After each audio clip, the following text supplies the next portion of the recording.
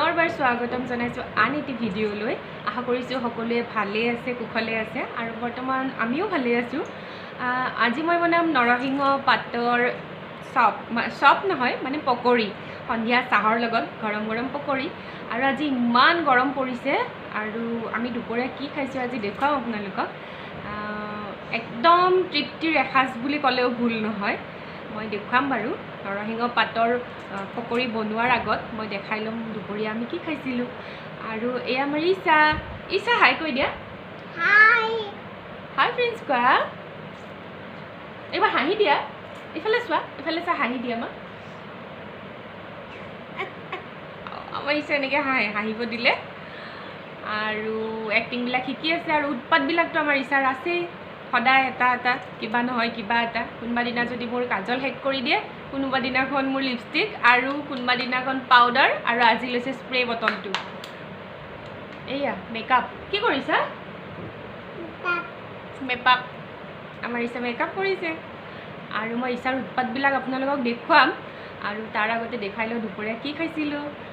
আৰু তেনেহ'লে ব'লক ভিডিঅ'টো আৰম্ভ কৰোঁ।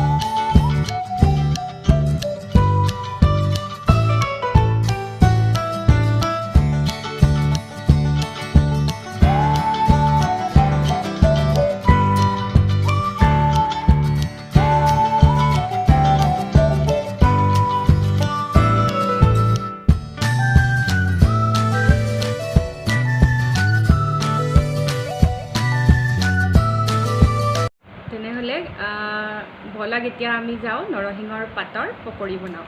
আৰু কি জানেনে, পানী দিয়া ভাতৰ টেষ্টেই বেলেগ। আৰু সদায় গৰম ভাত, গৰম আঞ্জা, গৰম ভাজি চব্জি এইবিলাক খাই থাকিব আমনি লগা হৈ গৈছে। সেইকাৰণে কেতিয়াবা পানী দিয়া ভাতটো খায়ো খুব টেষ্টি লাগে।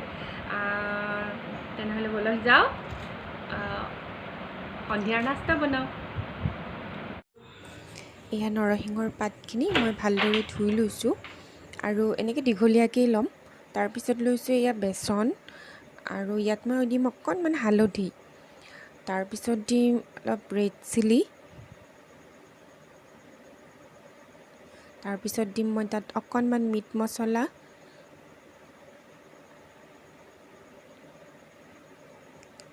তাৰপিছত ইয়াত দিম মই অকণমান আদাৰ পেষ্ট আৰু মই অকণমান নিমখ দি দিছোঁ। নিমখটো আপোনালোকে সোৱাদ অনুসৰি দিব যিমানখিনি লাগে। আৰু তাৰপিছত অকণমান পানী দি পেলাই ভালকৈ মিক্স কৰি লৈছোঁ। আৰু তাৰপিছত মই ইয়াত অকণমান ছ'ডা দি দিছোঁ আৰু আপোনালোকে ছ'ডা নাথাকিলে বেকিং পাউডাৰো দিব পাৰে।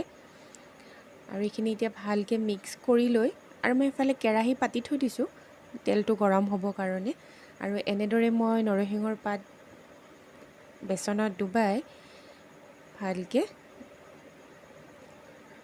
বেচনত দি এনেকৈ কেৰাহীত এটা এটাকৈ ভাজি ল'ম।